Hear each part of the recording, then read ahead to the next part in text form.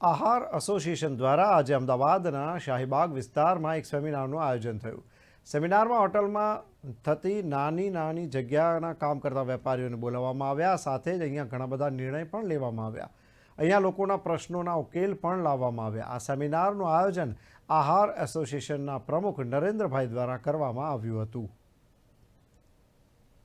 Management association દ્વારા અહીં એક સેમિનારનું આયોજન કરવામાં આવ્યું હતું અને તેના જ વિશે વાત કરવા માટે આહાર એસોસિએશનના પ્રમુખ નરેન્દ્રભાઈ પુરોહિત આપણી સાથે જોડાઈ ગયા છે। આજે જે સેમિનારનું આયોજન કરવામાં આવ્યું હતું તેનો મુખ્ય ઉદ્દેશ શું રહ્યો હતો?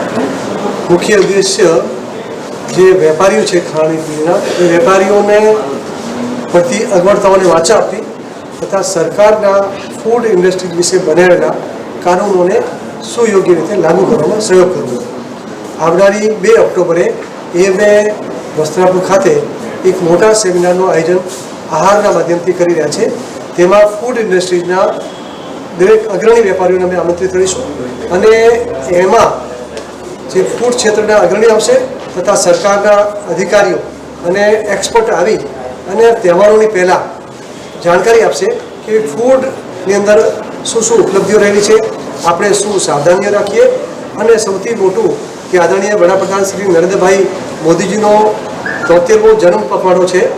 એ નિમિત્તે આપણે એમના જન્મદિવસ નિમિત્તે જે ફૂડ ઇન્ડસ્ટ્રીમાં જોડાયેલા શ્રમિકો છે એમને પણ કીટ આપશું તથા જે ઇન્ટરનેશનલ મિલેટ યર છે એને પ્રોત્સાહન મળે એના માટેનો કાર્યક્રમ કરશું। અન્નનો આદર થાય, ક્લીન ડિશ અભિયાન ઉપડે અને આવનારા તહેવારોમાં શું સાવચેતી રાખવાની એ વિષય પર અલગ અલગ એક્સપર્ટ પરિસંવાદ કરશે। ફૂડ લાયસન્સ કેવી રીતે સરળતાથી ઉપલબ્ધ થાય, ખાણીપીણીના વેપારમાં ઘણા પ્રશ્નો આજે અમે અગ્રણી વેપારીઓ આજે બધા ભેગા થયા હતા, એસોસિએશનના લોકો ભેગા થયા હતા। એમાં જે કંઈ પ્રશ્નો છે એ પ્રશ્નો આજે અમે નોંધ્યા છે। એ પ્રશ્નો એ દિવસે જે ફૂડના આગેવાનો અગ્રણી આવશે એની સમક્ષ મૂકી અને એ પ્રશ્નોનું નિવારણ માટેના અમે પ્રયત્નો કરવાના છીએ। આજે આ સેમિનાર યોજાયો હતો તેમાં કયા મહત્વના નિર્ણયો લેવાયા હતા જેના ઉપર આગામી દિવસમાં કામ કરવામાં આવશે? ફૂડ ઇન્ડસ્ટ્રીના પ્રશ્નો આવ્યા છે, જેમ કે તેલમાં ટીપીસીનો જે કાનૂન આવ્યો છે એમાં લોકોને સમજણ પડે એના માટે એ સેમિનારમાં અમે ટીપીસીના જાણકારોને બોલાવીશું।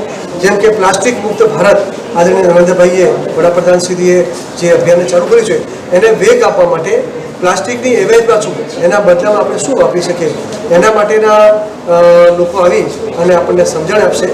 અને એના સિવાય કે જે ખેડૂતો 9 મહિના સુધી તડકો, છાંયડો અને વરસાદમાં એ પાકને પકવે છે અને એ પાક આપણી થાળીમાં આવે અને આપણે એટલું ના છોડીએ અને એનું આગ્રહપૂર્વક એનો ઉપયોગ કરીએ અને જો વધી જાય તો આપણે એક ટીમ છે એના માધ્યમથી જે જરૂરિયાતવાળા લોકો છે એના સુધી એ ભોજન પહોંચે એના પ્રયત્નો કરવા માટેનો મેં આજે નિર્ણય કર્યો છે।